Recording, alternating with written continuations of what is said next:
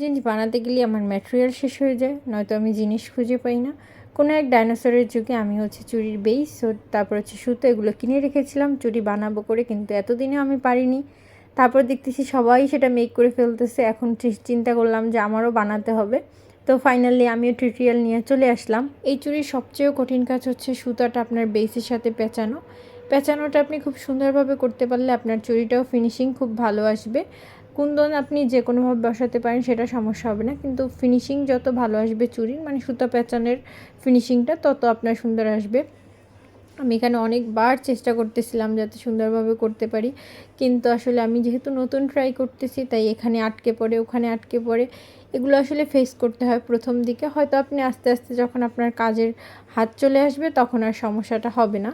এই তো আমার পেঁচানো দেখতেছেন ভিডিওতে, আসলে হয়তো আমি তাড়াতাড়ি করে দিছি, কিন্তু আসলে এটা আমার পেঁচাতে অনেক সময় লেগেছে। তারপর D7000 গামটা দিয়ে আমি লাস্টের ওইটা আটকিয়ে দিয়েছি। তারপর কুন্দনগুলো লাগাচ্ছি আমি।